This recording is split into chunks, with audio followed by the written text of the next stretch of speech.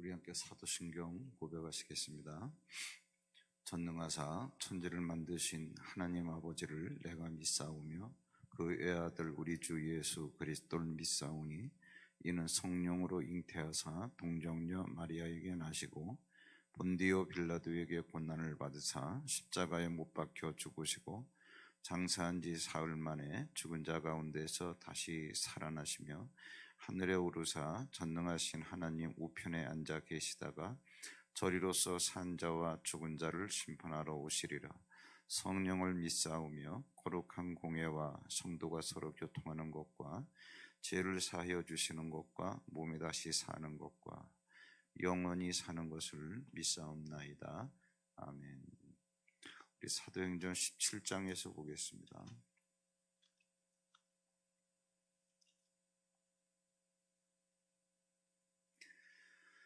사도행전 17장 16절로 34절까지 어저께 읽었는데 본문을 읽지 않고 어저께 하던 얘기를 조금만 더 연장하고 마무리 드릴게요.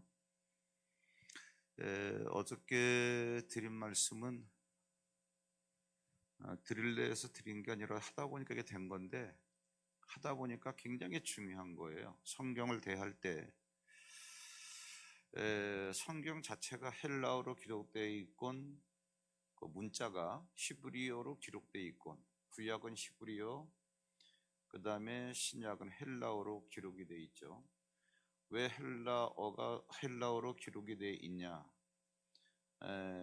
그것은 이제 이렇게 역사를 이렇게 쭉 공부해 보면은 다 하나님의 섭리 가운데 하나였는데, 그때 당시 다시 말하자면 그때 당시가 언제냐 하면은 주후 70년부터 주후 70년부터 한 300년 그 정도까지 이미 이루어 놓았던 그 로마라고 하는 나라가 이스라엘을 점령했을 뿐만 아니라 이제 이 모든 시리아까지 다 점령해서 제국을 이루기 전에 어저께 잠깐 말씀드렸던 그 헬라라고 하는 그리스, 알렉산더에 의해서, 그 사람은 기원전 한 150년 전 사람이니까 이미 대제국을 이루는 그 헬라 제국이라고 그러죠. 그것이 문화 밑바탕에 쫙 깔려 있었던 거예요. 문화 밑바탕에 쫙 깔려 있었기 때문에, 그래서 이제 그 당대에는 헬라어 중에서도 코이네라고 하는 일반 사람들이 쓰는 헬라어, 그것이 국제 공용어가 돼버린 겁니다. 그러니까 하나님께서 이것을 세계 모든 민족에게 전하기 위해서 헬라어를 쓰셨다. 그러나 구조는 히브리적 사고로 기록되어져 있다. 하나님의 말씀이니까. 그러면은 세상을 보는 관점이나 또 성경을 보는 관점이나 똑같아요. 그 사람이 어떤 관점을 갖고 있냐에 따라서 그렇게 보여지는 거예요. 내가 지금 세상이나, 그러니까 무슨 관점, 그러면 결국은 볼관자를 쓰는데 결국은 사고의 체계를 말하는 거죠. 사고의 체계. 그러니까 내가 어떠한 사고의 체계를 갖고 있냐에 따라서, 예를 들어서 여러분 이렇습니다. 부정적인 사고를 갖고 있는 사람과 긍정적인 사고를 갖고 있는 사람의 차이. 내가 예를 들어서 가고자 하는 목적지가 분명히 서울역이에요. 서울역인데 시내버스를 딱 타고서 이것이 어디로 가는가 잘 모를 경우에 물어보면 이거 서울역으로 가요? 긍정적인 사고를 갖고 있는 사람이 이렇게 물어보는데 이거 서울역으로 안 가죠? 나는 서울역을 가려고 하는 사람인데 이렇게 물어보는 사람들이 있어요. 이것도 저것도 아니면 이거 어디로 가요? 이렇게 묻지요. 이만큼 중요한 거예요. 이만큼. 그러면은 무슨 얘기냐? 어저께 이제 인류의 문화의 유산을 남겨놨는데, 그건 그냥 문화라는 게 그냥 한 게 아니라 사람들의 정신적인 작업에 의해서 이루어진 결과물 아니겠어요? 그러면 그 세계 문화의 양대 축, 다시 말하자면 사고의 두 체계, 이런 식으로 얘기할 수가 있는 거죠. 그래서 한 축이 헬레니즘, 한 축이 히브리즘, 이렇게 얘기를 드린 거예요. 그러면 헬레니즘은 뭐냐? 그냥 크게 대별을 하자면 서양적 사고, 히브리즘은 동양적 사고, 이렇게 얘기합니다. 여러분들이 이러한 관점을 갖고 이렇게 보더라도 금방 쉽게 얘기가 되어져요. 예를 들어 가지고 그 서양적 사고는 뭐냐 하면은 나무로 비유하자면은 보이는 부분을 갖다가 이렇게 다루는 거, 보이는 부분. 그 다음에 히브리적 사고는 뭐냐면은 동양적 사고라고 할 수 있는데 이거는 보이지 않는 그 뿌리라고 하는 부분을 다루는 거, 뿌리. 그 다음에 보이는 거는 이제 줄기나 뭐 이파리 이런 걸 다루는 거. 그래 여러분 병원에 가더라도 한의는 그냥 진맥 하나로 다 끝내버리잖아요. 어디가 아프든지 간에 맥부터 잡잖아요. 맥부터. 예. 어저께 저도 이제 속이 불편해서 한의원 갔더니 양쪽에 팔목 딱 잡고 맥을 딱 잡더니 다 얘기해 주는 거예요. 속이 어떻다. 그런데 양의에서는 그렇게 안 하죠. 엑스레이를 찍어야 되고 MRI를 찍어야 되고 보는 걸로다가 얘기하는 거 아니겠어요? 이만큼 중요한 거예요. 이만큼.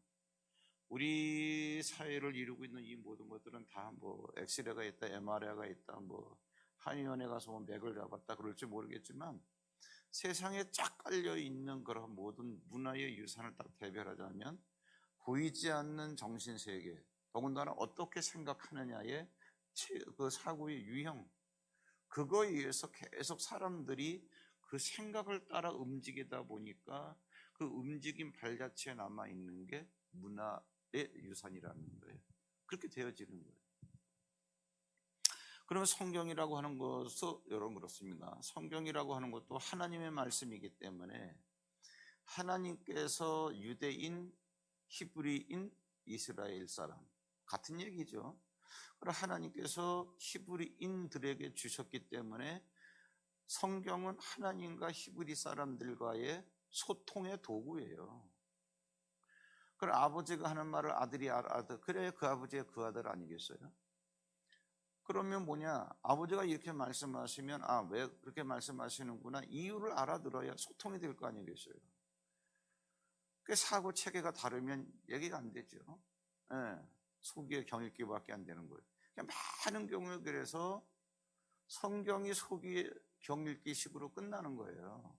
왜 그러냐, 지금 말씀드린 이 훈련을 좀 받긴 받아야 되는데 제가 이제 이해를 시켜드리는 거죠. 사람들은 성경을 100독했다, 뭐 200독했다, 300, 성경을 외우는 사람들이 있어요. 그러나 그 깊이는 더 이상 들어가지 못한, 내가 뭐가 쓰여졌다는 걸 알고는 있어도 그게 뭐를 의미한다라고 하는 아버지의 마음은 잡아내질 못하는 거예요. 그게 왜 그러냐? 그게 이제 헬라적 사고로 보기 때문에. 헬라적 사고는 어떤데 그래? 어저께도 말씀을 드렸습니다. 헬라적 사고는요 물질을 다뤄요. 물질. 그리고 히브리적 사고는 영을 다루는 거. 그러다 보니까 사고 체계가 어떻게 되느냐 하면은 헬라적 사고는 방법론을 다뤄요. 방법론. 어떻게 해야 해결되겠냐. 그런데 히브리적 사고는 보이지 않는 세계를 다루니까 왜 그랬냐, 왜 그런 일이 발생됐냐. 보여지는 거는 발생된 거고 그것이 왜 발생됐냐는 보여지지 않는 부분에 있다는 얘기죠. 바로 이 얘기예요. 이런 식으로 사고 체계가 완전히 달라요. 그러다 보니까 여러분 동일한 사건 성경에서 얘기해주고 어저께 동정녀를 얘기했습니다. 그러니까 동정녀 예수는 처녀가 잉태하여 아들을 낳았다. 그게 예수다. 이 예수다라고 하는 거에 대해서 설교를 그렇게 하니까 교회에 나온, 그러니까 여러분 동양 사람이라고 다 히브리어 사고가 갖는 건 아닙니다. 사고 체계 유형이 그렇다는 얘기지 서양 사람도 히브리적 사고를 하는 사람들이 있고 동양 사람도 대부분 헬라적 사고를 갖고 있는 사람들이 있어요. 그 우리나라는 분명히 동양임에도 불구하고 지역은 동양이라 할지라도 교육을 서양 교육을 받아왔기 때문에 다 헬라적 사고에 대부분 사람들이 익숙해져 있어요. 더 쉽게 말하자면 이제 이거 갖다가 이제 더 알아듣기 쉽게 말하면 문과와 이과의 유형이죠. 문과생들은 공부 어떻게 해요? 뭐 국사, 지리 뭐 이런 거 공부할 때 뭐가 어디 있다가 다 외우는 거 아니에요. 그런데 이과생들은 같은 공부를 하더라도 역사를 공부하더라도 그냥 외우지 않습니다. 왜 그러냐?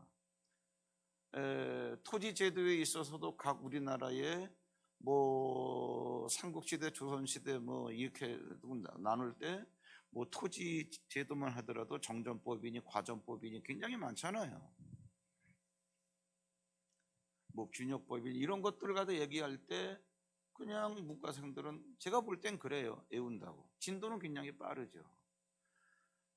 근데 저 같은 경우는 체질상 그렇게 진도를 빨리 빼지를 못해요.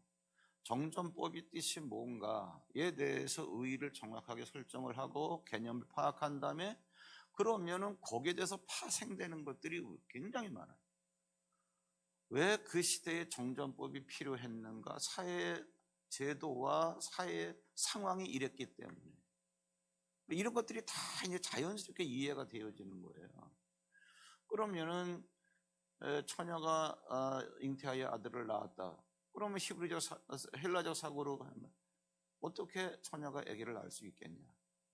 그러니까 예수는 예수는 처녀가 잉태하여 아들을 낳았다. 설교를 하니까 그렇다라고는 알아듣는데 왜 그런가에 대해서 사고를 고민을 한 번도 안 해봤기 때문에 그것이 진정으로 마음속 깊이 믿어지진 않는 거죠. 그러다 보니까는 대학교에 가서 또 이제 뭐 우리가 뭐 생물학 공부를 하고 뭐 그 진화론을 얘기하거든요. 다 흔들리는 거예요. 다 흔들리는 거예요. 생물학을 공부하는데 진화론을 얘기하더라고요. 그래서 제가 그 교수님 찾아가서 1학년 때인데 그냥 간단하게 질문을 했어요. 첫 질문부터 막히는 거예요. 교수님. 히브리적 사고로 질문을 하면은 답을 잘 못해요. 헬라적 사고로 이렇게 익숙해진 사람들. 왜? 이런저런 정보가 있다라는 건 다 외웠는데 그게 왜 그래? 아주 쉽게 말씀을 드릴게요. 이제 오늘 여기서 다 나오는 얘기인데 그 만류 인력을 발견을 했어요. 만류 인력을 뉴턴이 발견했나? 근데 파스칼이라 저번에 얘기했는 것 같은데 사람 이름 왔다 갔다 하더라고. 어쨌든 간에 뭐 유명한 사람이니까. 그래서 사과가 떨어지는 걸 보면서 만류 인력이 있다라는 것은 그래가지고 만류 인력의 그 공식까지 그 아인슈타인도 마찬가지예요. 그런데 만류 인력이 있기 때문에 잘 보세요, 여러분. 모든 행성들이 동그란 이유는 뭐냐면은 구심점이 있단 말이에요, 가운데. 그걸 중심으로 해서 끌어당기는 그 힘이 있단 말이에요. 그래서 이제 이게 무거울 중자, 그래가지고 밑으로 떨어진다. 뭐 그런 얘기죠. 그 구심점을 향해서 다. 그러니까는 네모 직육면체가 아니라 동그란 거예요. 동그란 이유가 그거예요. 그렇죠? 그렇게 형성된 게 태양도 있고, 그 다음에 이제 지구도 있고, 달도 있고, 뭐 금성, 화성, 수성, 목성 다 굉장히 많아. 셀 수 없는 그런 별들이 있는 거 아니겠어요? 근데 그게 저마다 일정한 궤도를 갖고 다 돌아가고 있다. 여기 지구가 여기 태양이 있으면은 태양을 중심으로 해서 지구가 이렇게 돌고, 지구를 중심으로 해서 달이 이렇게 돌고, 이렇게 도는 것들이 또 시스템이 가지고 같이 태양을 이렇게 돌고. 그래서 그 나름대로의 궤도가 정확하다. 궤도가 만약에 왔다 갔다 그러면은 뭐 타서 죽고 얼어 죽고 뭐 별 이게 다 일어나게. 그러면 왜 그러한 궤도가 일정하냐? 그건 저마다 끌어당기는 힘이 있는 거예요. 그러니까 다시 말해요. 자, 알아듣기 쉽게 얘기하면 이거죠. 여기 태양이 있어요. 태양의 그 구심점을 중심으로 해서 다 응집된 게 태양이라고 하는 하나의 이건 항성이라고 그러죠. 이걸 위에 있어요. 그 다음에 여기에 이제 달이 있어요. 달은 달대로, 태양은 태양대로, 지구는 지구대로. 그래가지고 나름대로의 일정 간격의 그 주기를 갖고 움직이면서 궤도를 만들어낸다. 그러면 이제 여기에서 근데 왜 그렇게 거리를 일정하게 유지할 수 있냐? 만류 인력 때문에. 태양은 태양대로, 지구는 지구대로 끌어당기는 힘이 있기 때문에 그 힘의 균형을 이루는 경계선이 궤도예요. 다 좋아요. 이게 어디서 나온 거냐? 이게 헬레니즘에서 나온 거예요. 서양 그 세계에서. 근데 중요한 건 만류 인력이 왜 생겼냐? 여기에 대해서 아무도 대답을 안 해요. 뉴턴도 대답을 안 해요. 자기 논문에서 대답을 안 했어요. 그러니까 아인슈타인이 뭐라 그랬는 거 아니면 만류 인력이 있기는 있는 건데, 그러니까는 태양과 지구가 이렇게 돼. 그래? 그런데 만류 인력이 왜 생겼냐? 그거는 신의 영역에 맡겨두자라고 얘기해 버렸어요. 이 얘기는 뭐냐? 우리의 이성으로 모른다는 얘기죠. 다시 말하면 뭐냐? 사고체계가 어떻게 그런 일이 있을 수 있어 라고 하는 거는 우연히 자연히 이런 걸로밖에 대답이 안 가요. 그러니까 모른다는 얘기죠, 그 얘기가. 그런데 히브리어 사고는 뭐냐면 만유인력이 있다 이렇게 시작하는 게 아니라 만유인력이 왜 생겼는가 계속 끊임없는 왜 이겁니다. 예를 들어서 사과가 왜 밑으로 떨어질까? 만유인력이 있기 때문에. 헬레니즘은 거기서 끝나요. 히브리적 사고는 사과가 왜 밑으로 떨어질까? 만유인력이 있기 때문에. 만유인력은 또 왜 생겼는가? 여기에 대한 답을 끝까지 계속적으로 규명해서 낼 수 있어. 이런 사고 체계가 히브리적 사고라 그런 얘기죠. 그런 얘기. 그러면은 성경은 그래야만 뚫어지고 그래야만 알아들어요. 그 여러분 이 시대에 과학자들이 얼마나 많고 만류 인력이 있다라는 것을 발견해냄으로써 우리가 생활에 얼마나 많은 혜택을 받았어요. 그러니까는 화성에도 이제 그것다가 쏘아 올릴 수 있는 거 아니에요. 그 쏘아 올렸고 달도 정복을 했고. 근데 중요한 건 뭐냐면은 이러한 만류 인력이 왜 생겼지? 라고 하는 질문에 대해서 모르니까 거기가 한계예요. 근데 성경은 나와요, 그게. 성경은. 잘 보세요. 이제 어저께 이제 바울 얘기하다가 여기까지가 이제 전개가 된 건데 사실 이것이 바울 속에 숨겨져 내재되어 있던 바울의 그러한 사고 체계가 헬라 문화권을 만나면서 충돌이 일어난 거예요. 이거 봐라. 강적을 만났다. 그러니까 서로가 강적이죠. 그 아레오하고 아덴에 있던 사람들은 헬라 그 헬레니즘의 대가들이고 바울은 히브리적 사고의 대가고. 그게 딱 만나가지고 여기에서 뭐가 됐냐? 그냥 변론밖에 안 나오는. 말을 함부로 할 수는 없고. 얘가 보니까 보통 만만한 게 아닌데. 그러니까는 예수 그리스도가 십자가에 죽으셔서 당신을 구원하시려고 이렇게 한 게 아니라 걔들의 사고 체계를 빌려가지고 야 어떻게 죽은 사람이 살 수 있어? 죄가 뭐야? 죄에 대해 꼭 죽어야 돼? 이유가 뭐야? 그러니까 걔들이 갖고 있는 그러한 사유 체계를 빌려서 얘기를 하려니까 변론밖에 안 되는 거예요. 그러다 보니까 이게 흡족할 수가 없죠. 왜? 걔들은 항상 how를 따지니까 어떻게? 그런데 why? 왜 그렇게 됐나를 대답을 해주는 거니까 이게 충돌이 돼가지고 이해가 안 되는 거니까 야 내일 또 와라 또 한번 알아보자. 퀘스천 마크로 내버려두고 이게 지금 말장난으로 끝나버린 거예요.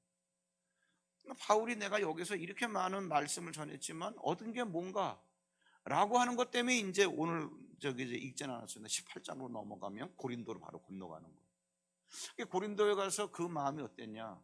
한숨을 팍 쉬면서 이제 그건 고린도전서 어저께 읽었잖아요. 거기에 나오지만 내가 너희들 가운데 올 때 두렵고 약하여 심히 떨었다. 그러니까 뭐가 약하냐? 사람들은 이걸 가지고 자꾸 육체가 약하다 그러는데 여러분 고린도가 원래 약체이긴 하지만 고린도가 약체냐? 바울이 약체이긴 하지만 고린도에 가서만 병을 앓았냐고.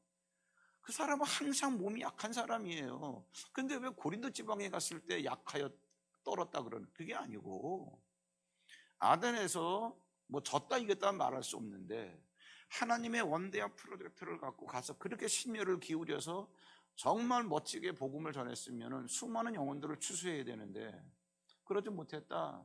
그래서 고린도에 와가지고서 일단 딱 자기가 이제 이렇게 다시 복음을 전하려고 할 때 그 마음속에 드는 게 뭐냐면은 내가 심히 약하여 내가 심히 떨었다. 그러면서 내가 아름다운 말과 지혜의 말로 하지, 내 꾸미는 말로 하지 않고, 그리고 나 이만큼 알고 있어. 이게 아름다운 말이거든요. 설교도 유창하게, 여기 서보면요. 설교 유창하게 하고 싶은 그 유혹을 많이 받아요. 그럼 나 이만큼 알아. 라고 하는 거, 그리고 내가 성경 이만큼이나 알아. 이거 드러내고 싶은 유혹이 굉장히, 이거 현학적인 유혹이라 그러거든요. 많아요, 그런 게.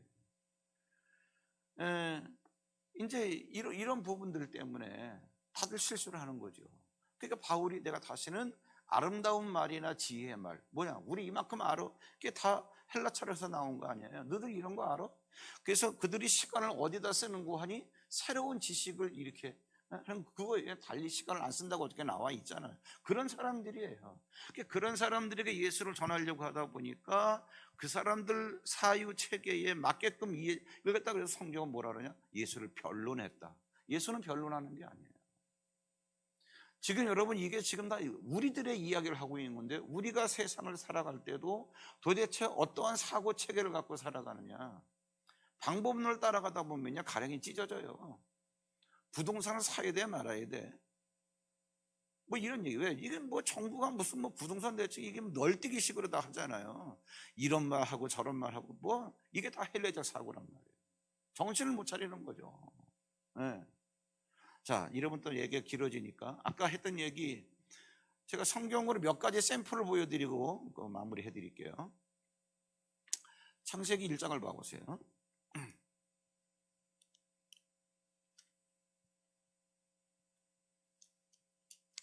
창세기 1장 14절 보시면, 하나님이 이르시되 하늘에 궁창에 광명체들이 있어 낮과 밤을 나뉘게 하고, 하늘의 궁창에 광명체들, 그러면 해, 달, 별을 얘기하는 거죠. 낮과 밤을 나뉘게 한다는, 해로 낮을 주관하게 하고 달과 별들로 밤을 주관하게 하고 나뉘게 하고, 그것들로 뭐로? 광명체, 해, 달, 별들로 징조와 계절과 날과 해를 이루게 하라. 그럼 여러분, 거기에서 해달별이 중요한 게 아니고 낮과 밤 이게 중요한 게 아니고 징조와 계절과 날도 중요한 게 아니라 징조와 계절과 날과 해를 이루게 하라. 이루게 하라. 이게 하나님의 말씀이에요. 그래, 해달 별 이러한 것들이 징조, 그 다음에 계절, 날, 해를 이루게 하라. 그랬으면 이루게 하라, 이거를 누구한테 한 얘기예요? 가만히 생각해 보라고. 그러면은 사람은 만들어지기 전이니까 사람한테 했을 리는 없고, 사람한테 설령 했다 할지라도, 하지도 않은 거지만 했다 할지라도 사람이 무슨 재주로 태양을 움직이며, 예? 그러면 하나님 자신이 징조를 이루실 것 같으면 해, 달, 별로 사시와 일자와 연한을 이루게 할 거면, 사시와 일자와 연한이 뭐예요? 태양이 있으면 지구가 한 바퀴 돌면은 그게 1년 아니에요. 이게 해 아니에요. 해. 계절은 뭐예요? 돌면서 이것이 추나 추동이 있으니까 계절. 그럼 이런 것이 생겨지는 건데, 하나님께서 그것을 이런 해, 달, 별이라고 하는 광명체를 갖고 그것을 가지고 징조와 사시와 일자와 연한을 만들어낼 것 같으면은 이루게 하라. 이걸 가지고 이루게 하라. 징조와 사시와 일자와 연한을 이루게 하라. 이 말씀을 하실 이유가 없잖아요. 사람은 만들어지기 전이니까 사람은 제시켜 놓고 하나님 자신은 아니고, 이렇게 말씀하신 거 보면 누구한테 한 얘기예요? 영적인 존재가 천사밖에 더 있어요? 그래, 천사 이렇게 끝내면 헬레니즘 사고들을 알아듣지만 천사가 뭔데? 왜 있어야 돼? 못 알아듣는 거예요. 그 왜 있어야 돼서 시편 103편에서 설명했잖아요. 하나님은 말씀하시고 말씀하셨으면 말씀하신 것을 그대로 이루어내는 영적인 존재가 천사 아니에요. 그 이 말씀은 누구한테 하신 거냐? 천사에게 했겠죠. 그러면 해, 그 다음에 달, 별, 수많은 것들이, 행성들이 있어요. 하나님께서 야, 이런 거를 가지고 징조는 따로 우리가 풀어야 되지만, 그 다음에 사시와 일자와 연한은 금방 알아들을 수 있는 거 아니에요. 그렇죠? 1년, 하루, 지구가 한 바퀴 돌면 그거고. 추나 추동, 그거는 지구와 달과 태양 관계 속에서 일어나는 일들이구나. 이거를 이루게 하라 그러니까 뭐예요? 천사들이 이러한 행성을 갖고 움직이게 하는 거예요. 지구가 돌게 하고, 도는 지구를 중심으로 해서 달이 돌게 하고, 서로 도는 지구와 달이라고 하는 정확한 사이클을 갖고 이것이 하나의 패키지가 돼서 태양을 돌게 하고. 여러분, 이거에 대한 감만 잡아도 수천 년, 수백 년, 수억 년을 두고 하나님이 한번 해놓으신, 창세 때 한번 해놓으신 말씀이기 때문에 조금 더 틀림없이 궤도가 삐뚤어지지 않는 이유가 그거예요. 그 천사들이 지멋대로 이렇게 막 움직일 것 같으면은 여러분 태양하고 지구하고 1m만 가까워져도 불고기가 된다 그러잖아요. 1m만 멀어져도 다 얼어 죽고 정확하게. 그러면 여기서 우리가 다른 건 내버려 두더라도 지금도 그 궤도가 일정하다. 그 얘기는 하나님의 말씀은 틀림없이 천사가 이뤄낸다는 거예요. 요지부동이죠. 하나님의 말씀을 믿을까 말까 뭐 이렇게 그런 식으로 생각을 안 하죠. 주의 말씀을 믿으세요. 이래가지고 믿어집니까? 설교자가 힘준다고 믿어줘요? 그러니까는 이게 여러분, 제가 뭐 그렇다고 헬레니즘은 필요 없다 그 얘기가 아니라 사고의 체계가 다른 거예요. 히브리어 사고가 이 정도로 여러분 잘났다가 아니라 믿음이라고 하는 영역에서 이 정도로 무서운 거예요. 창세기 1장 14절만 갖는다 할지라도 내 삶의 모든 문제가 다 해결되잖아요. 뭐냐? 오늘도 여러분 날이 밝았기 때문에 오신 거 아니에요? 새벽 기도에. 그러면 해 떴네? 헬렌즘 애들은 이러지만 히브리적으로 저 해가 왜 떴을까? 아침 되면은 일자를 이루라고 하는 하나님 말씀 때문에 천사가 어떻게 지구가 이렇게 돌아가지고서 반대 방향으로 태양을 보게 만들어 놓은 거예요. 이게 그런 거구나. 그러면 그걸로 끝나는 게 아니라 천사가 그런 일을 하는 거라고 히브리적 사고로 다 이것이 이제 정리가 됐으면, 그러면 천사는 하나님의 말씀을 이루는 애들이니까 내게 주신 하나님의 말씀을 천사는 틀림없이 이뤄낼 거 아니에요. 근데 예수님께서 뭐라 그랬냐? 내 믿음대로 되라.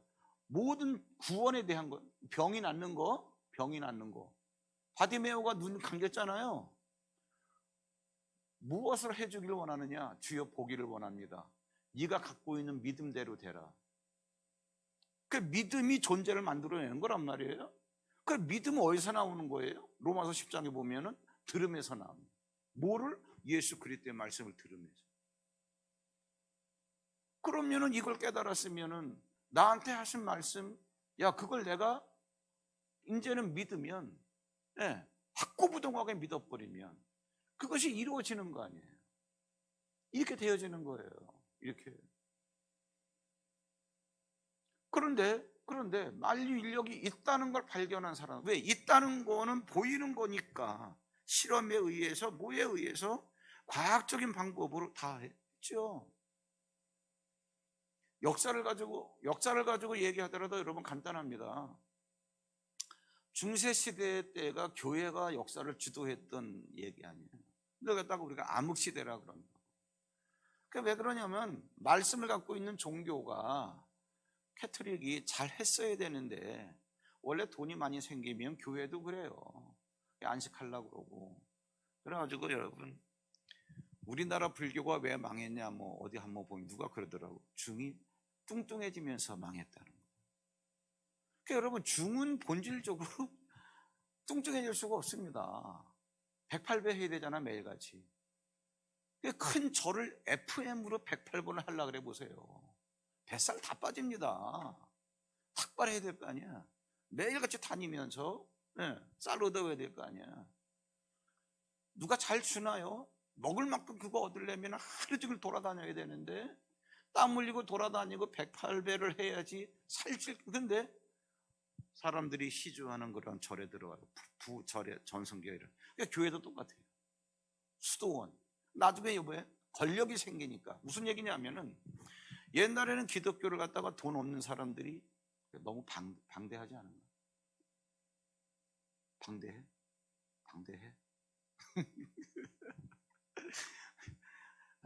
참. 그래도 재미는 있어.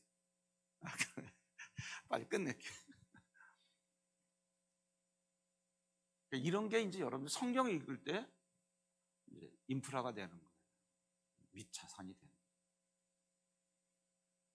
옛날에는 기독교 그러면 다 카타콤 얘기했잖아요. 그런데 이제는 기독교가 공인이 되고 기독교가 국교화가 되면서 이제는 다른 종교가 다 밀려나는 거예요. 로마가 기독교가 380년경에 국교화를 만들어 버렸으니까 대제국을 이루는 그 제국을 지탱해 주는 정신적 자원이 기독교니까 이제 뭐예요? 힘 있고 배우고 권력 있는 애들이 다 교회로 들어온 거예요. 얼마나 많은 권력의 암투가 있겠으며 돈이 얼마나 많이 모였겠어요. 그러니까 자연히 뭐예요? 캐톨릭의 부패가 일어날 수밖에 없는 거죠. 이러다 보니까 사람들이 회의를 느낀 거예요. 그러다가 에이 교회도 필요 없다. 필요 없는 게 아닌데 현상들을 보니까 너무나 고통스러웠거든요. 전쟁의 역사, 피비린내 나는 그러한 모든 십자군 전쟁 같은 거 쭉 하면서. 그래서 사람들이 야 그게 아니라 이제 철든 나자. 그래가지고 이제 계몽주의가 일어나. 계몽주의가 뭐냐 하면은 그 인라이트 그래가지고 빛을 비춘다는 얘기 아니에요. 네 지식의 빛을 비춰라. 이성의 힘을 발휘해라. 그래가지고 이게 뭐다라고 하는 걸 조금 알고 보니까 하나님 하면서 지내왔던 중세 시대가 다 뭐예요? 깜깜이 시대예요. 깜깜이 시대. 그러면서 이제 중세 시대 때는 뭐예요? 하나님이 뭐예요? 여기 있고 사람이 여기 있어서 그 하나님의 계시를 받아가지고 살아왔는데 이제는 뭐예요? 계몽주의가 되면 인간의 이성을 하나님 자리에다 올려놓고 하나님을 끌어내린 거예요. 그게 뭐 별 이론들을 다 만들어내죠. 그래가지고 이제 뭐 예를 들어 간단히 예를 들면 이거예요. 아니 그러면은 이 세상은 어떻게 만들어졌어? 하나님이 만드셨어. 이건 부정을 못하는 거예요. 그러면 세상으로 하나님이 다스려야지. 아니야. 하나님께서 세상을 만드시고 더 이상 관여는 안 해. 우리들 이성에 맡겼어. 그러니까 우리가 잘 정신 차리고 공부해서 지식을 키워가지고 세상을 다스려 가야 돼. 그래가지고 말하는 게 뭐냐면 시계공의 수리를 많이 들잖아요. 시계공이 시계를 만들었어. 그 다음에 태엽을 감아놓으면은 시계는 태엽 때문에 가는 거지 시계공이 시계를 갖다가 이렇게 바늘을 돌리는 게 아니야.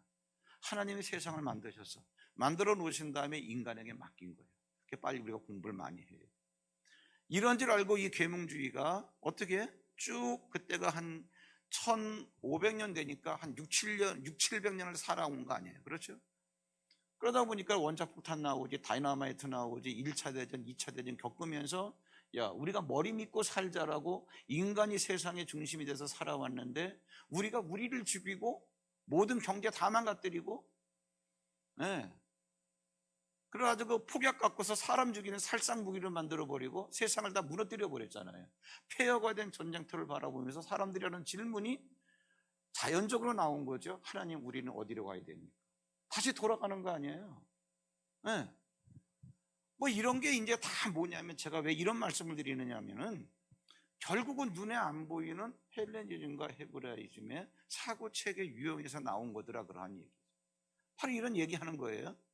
자 그러면 이게 얼마나 중요하냐면은 어저께 홍해바다 갈라지는 것도 얘기가 나왔습니다만은 요단강을 건너갈 때 하나님께서 요단강에 쭉 흘러가요. 흘러가는데 여기를 건너가야만 가나안 땅 약속의 땅에 들어가는 거예요. 아시잖아요. 여호수아한테 뭐라 모세는 죽고 여호수아한테 야 제사장으로 하여금 요단강에 발을 들여놔라. 그럼 이것이 흘러가는 데서 이것이 끊어져 가지고 다 내려가고 그러면 흘러오는 건데 흘러오는 건 어떻게 해? 여기서 딱 스톱이 돼 가지고 이것이 옆으로 번지는 게 아니라 이렇게 쌓인다는 얘기. 그러니까 여러분 헬라적 사고로 보는 사람들은 이게 말이 되냐 그 얘기야. 어떻게 물이 이렇게 쌓여요? 말이 안 되지. 그런데 물이 쌓이는데 그걸 갖다 보고서 이렇게 건넜거든요 애들이. 그럼 이걸 믿어야 될 거냐 말아야 될 거냐.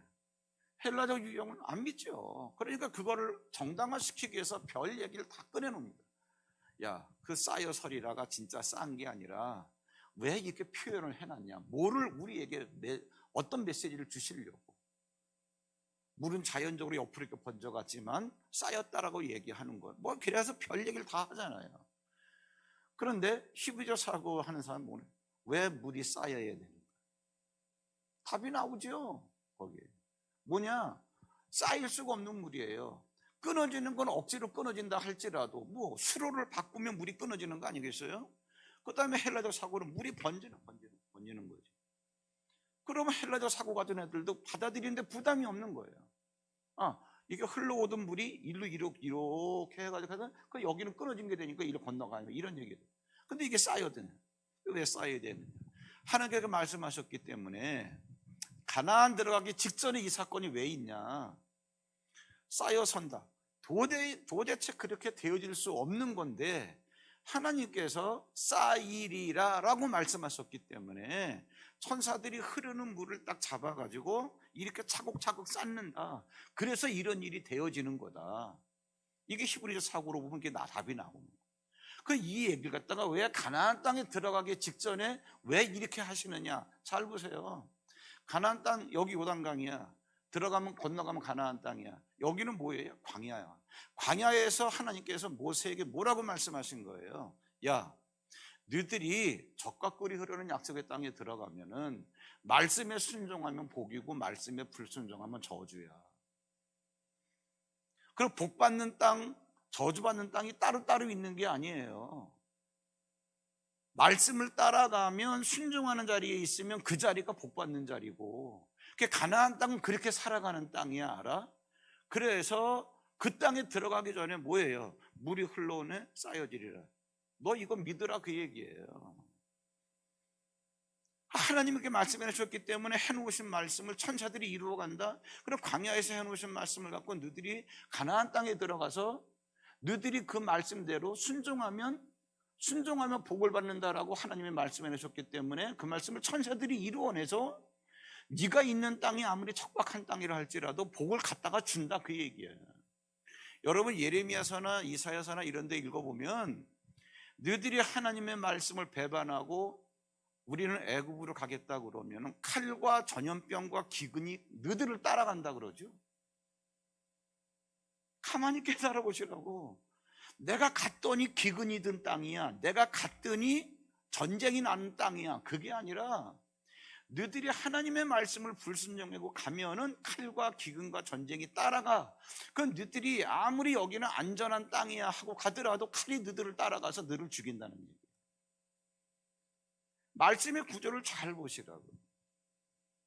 자, 그러면 이렇게 하고 끝낼 수는 없으니까 17장 한두 군데 확인하고 마무리할게요. 사도행전 17장 22절 바울이 아레오바고 가운데 서서 말하되 아덴 사람들아 너희를 보니 범사에 종교심이 많도다. 종교는 뭐냐 하면은 이 땅에서 마루종자예요. 문제가 많은데 이 문제를 어떻게 해결할까 해서 만들어낸 게 종교예요. 그래서 가르칠 교자, 이걸 가르쳐서 문제를 해결하자. 어떻게 문제를 해결할 거냐. 그러니까 이런저런 숱한 종교들이 있잖아요. 그런데 나중에는 뭐예요? 그래, 뭔가 또 있을 거야. 그래서 이름은 모르겠지만 이름을 모르는 신이라고 하는 신도 만들어놨잖아요. 근데 기독교는 종교가 아니에요. 기독교는 뭐예요? 기독교는 생명 자체예요. 여러분 이겁니다. 봐보세요. 뭐냐면은 종교와 기독교의 기본적인 차이는 뭐냐면 종교는 이 세상에 문제가 많은데 어떻게 해야 해결할 거냐. 불교 믿어, 유교 믿어, 뭐 이거 별거 다 믿는 거예요. 아니면 무당한테 굿도 해 가서. 다 종교 아니에요. 근데 기독교는 뭐냐 하면은 이 땅에 숱한 문제가 있는데 이걸 어떻게 해결할 거냐, 이걸 다루는 건 종교고, 이 땅에 숱한 문제가 있는데 이 문제가 왜 발생됐냐, 이게 기독교예요. 히브리서 사고란 말이에요. 그러면은 왜 이 땅에 가난이나 질병이나 실패 같은 문제들이 왜 발생됐어? 죄 때문에. 바로 그거예요. 그 죄가 왜 생겼어? 네, 해 때문에. 그 계속 왜로 들어가는 거예요. 거기서 파생되는 답을 갖고 답을 얻었으면 또 왜? 그 답을 갖고 또 왜라는 질문을 또 하죠. 그러면 죄를 해결하면 이게 해결됩니다. 자, 여기 이제 변이 있어요. 변. 파리가 많이 꼬이잖아요. 우리 파리를 쫓으려고 그런다고. 어떻게 해야 파리를 쫓지? 뭐 에프킬러 쪼이고 모기향 뿌리고 뭐 때려잡고 막 그러잖아요. 그런데 히브리서 사고는 왜 파리가 꼬이지? 그럼 그거 치우면 파리 없어지더라 그러니. 근본적인 차이가 있는 거예요. 근본적인 차이가 있는 거예요. 그래서 여기서 이제 자, 끝내야 될 것 같은데. 그래서 보세요. 자, 이런 것들이 얘기가 안 되니까 사랑하자 그래도 불교에서 사랑하자 그러는데 원리가 정리가 안 되니까 같이 타협하는 거예요. 걔들은 우리가 사랑하자 그러는 거고 히브리어 사고로 보면 사람은 사랑할 수 있는 존재가 안 되는 거예요. 너희들이 어떻게 사랑을 해? 죄가 있는 상태인데 죄가 해결되면 하나님, 살아계신 하나님이 들어와서 바로 이런 얘기죠. 자, 그래서 이제 종교심이 많다는 얘기가 그 얘기고, 저거 하나 정리해드리고 마치겠습니다. 같은 17장에서 26절에 보시면 인류의 모든 족속을 한 혈통으로 만드사 온 땅에 살게 하시고 그들의 연대를 정하시며 그들의 거주의 경계를 한정하셨으니 이는 사람으로 혹 하나님을 더듬어 찾아 발견하게 하려 하심이로되. 26절, 인류의 모든 족속을 한 혈통으로 만드사, 무슨 얘기냐면 진화론이 아니라는 거예요. 한 사람 만들어 놓으시고 그 아담에게서 모든 족속이 종족 번식을 한 거라 그런 얘기예요. 이게 창세기에 나오는 얘기를 바울이 그냥 간단하게 얘기하잖아요. 자꾸 딴 얘기하면 안 되는 거예요. 그럼 왜 한 명을 만드셨지? 말라기 2장 15절에 답이 나오잖아요. 자, 한 혈통을 만드사 그 다음에 온 땅에 살게 하시고 그들의 연대를 정하시며 어떻게? 120살. 왜 120년으로 정하셨지? 창세기 6장 3절에 답이 나오잖아요. 그 다음에 거주의 경계를 정하게 하죠. 이 거주의 경계는 뭐 한국, 미국 이렇게 잘라서 얘기한 게 아니라 이렇게 바닷물이 있고 거기서 묻이 드러나게 한 다음에 여기서 살아라, 농사짓고. 그럼 너희들이 여기서 살면 제한된 이런 것을 그럼 이러한 환경을 만드신 하나님이 누구지? 더듬어서 하나님을 모를래야 모를 수 없다. 로마서 1장 19절에 보면 뻔히 알면서도 하나님을 갖다 부정하고 있구나. 그래서 이제 일반 이러한 모든 것들을 통해서 하나님을 더듬어서 알 수 있게끔 만들어 놓은 걸 일반 은총, 일반 계시라 그러는 거예요. 그러다가 너희들이 대충 그렇게 두리뭉실하게 알고 있었던 상태에서 하나님이 정확하게 자기 자신을 알려주시려고 하나님이 육체를 가지고 오셔서 내가 하나님이야. 그 하나님이 입을 열어서 너희들이 알아들을 수 있는 언어로 딱 얘기해 주신 거, 그걸 특별 은혜라고, 특별 계시라고. 그러니 그분으로 말미암지 않고는 아버지께로 갈 자가 없다가 궁극적으로 이래 가든 저래 가든 그분 만나자라고 하는 건데 그분이 사람으로 오셔서 하시는 말씀을 피해가면서 어떻게 그분을 만날 수 있겠냐. 이걸 얘기해 요한복음 14장 6절이 나로 말미암지 않고는 아버지께로 갈 자가 없다, 그 얘기야.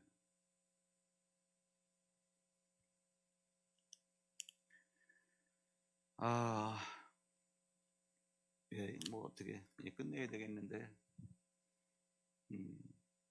좀 시간이 길어졌고 조금 이렇게 했다 하더라도 뭐 항상 그러는 게 아니라 17장이라서 그러는 거니까 그렇게 하시고 어쨌든 제가 뭐 하는 데까지 병원에 입원할 때까지 하는 데까지 해보고 나머지는 좀 나중에 남겨놨다가 또 하더라도 그만큼 이 사고 체계가 여러분 그래서 고민을 한번 해보세요. 성경 읽을 때 왜 그런가 질문을 던지시면서 기도하겠습니다.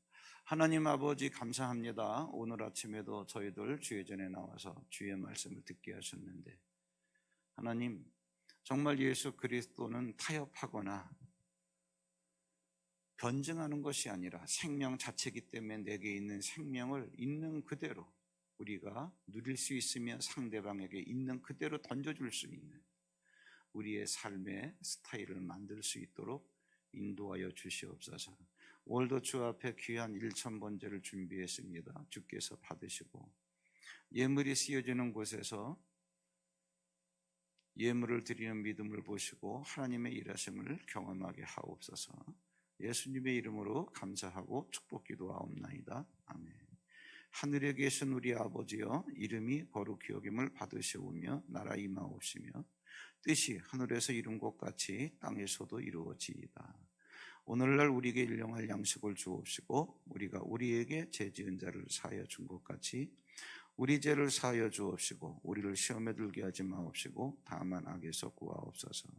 대개 나라와 권세와 영광이 아버지께 영원히 있사옵나이다. 아멘. 자유롭게